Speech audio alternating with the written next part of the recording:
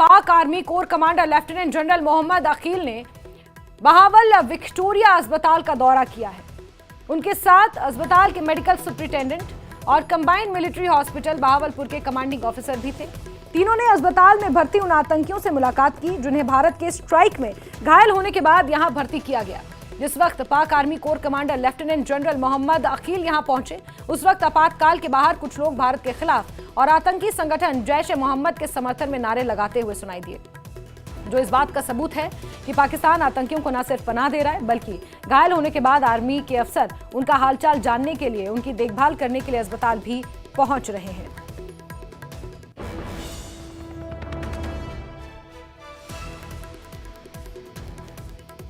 तो तस्वीरें आप देख रहे हैं जहां पाक सेना के अफसरान आतंकियों का हालचाल जानने के लिए पहुंच रहे हैं।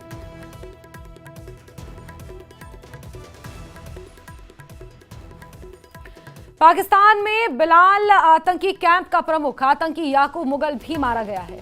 मौत के बाद उसके अंतिम संस्कार की तस्वीरें सामने आई हैं, जिसमें लोग उसकी मौत के बाद दुआ करते दिखाई दिए। जहां एक तरफ पाक आर्मी के अफसरान आतंकियों का हालचाल जानने के लिए अस्पताल पहुंच रहे हैं, तो वहीं दूसरी तरफ आतंकियों के जनाजे में लोग दुआएं मांग रहे हैं। आतंकी याकूब मुगल है जिसका जनाजा आप देख रहे हैं, और उसके जनाजे में दुआएं मांगी जा रही हैं। सूट बूट में लोग तैयार होकर बड़े दुखी होकर आए हैं कि एक आतंकवादी मारा गया।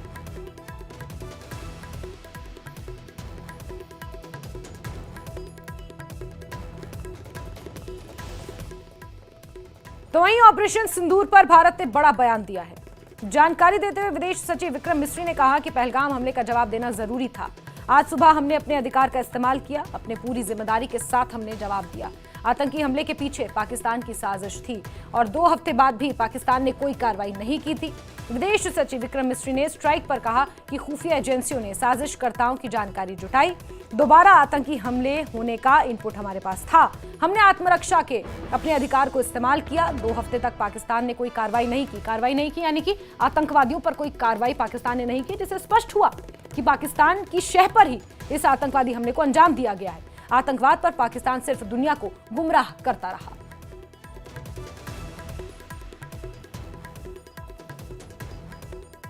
आज सुबह, जैसा कि आपको ज्ञात होगा, भारत ने इस तरह के सीमा पार हमलों का जवाब देने और उन्हें रोकने तथा उनका प्रतिरोध करने के अपने अधिकार का प्रयोग किया है। यह कार्यवाही नपीतुली, नॉन एस्केलेटरी, आनुपातिक और जिम्मेदारीपूर्ण है। यह आतंकवाद की इंफ्रास्ट्रक्चर को समाप्त करने और भारत में भेजे जाने वाले संभावित आतंकवादियों को अक्षम बनाने पर केंद्रित है। आपको यह भी स्मरण होगा कि 25 अप्रैल 2025 को संयुक्त राष्ट्र सुरक्षा परिषद ने पहलगाम आतंकवादी हमले पर एक प्रेस वक्तव्य जारी किया था, जिसमें आतंकवाद के इस निंदनीय कार्य के अपराधियों, आयोजकों, फाइनेंसरों और प्रायोजकों को जवाबदेह ठहराने और उन्हें न्याय के दायरे में लाने की आवश्यकता पर जोर दिया गया था। भारत की आज की इस कार्रवाई को इसी संदर्भ में देखा जाना चाहिए। Investigations into the Pahalgam terror attack have brought out the communication notes of terrorists in and to Pakistan. The claims made by the Resistance Front and their reposting by known social media handles of the Lashkar-e-Taiba speak for themselves. Identification of the attackers based on eyewitness accounts as well as other information available to law enforcement agencies has also progressed. Our intelligence has developed an accurate picture of the planners and backers of this team. The features of this attack also tie in with Pakistan's long track record of perpetrating cross-border terror in India, which is well documented and beyond question. Pakistan also has a well-deserved reputation as a haven for terrorists from around the world, with internationally proscribed terrorists enjoying impunity there.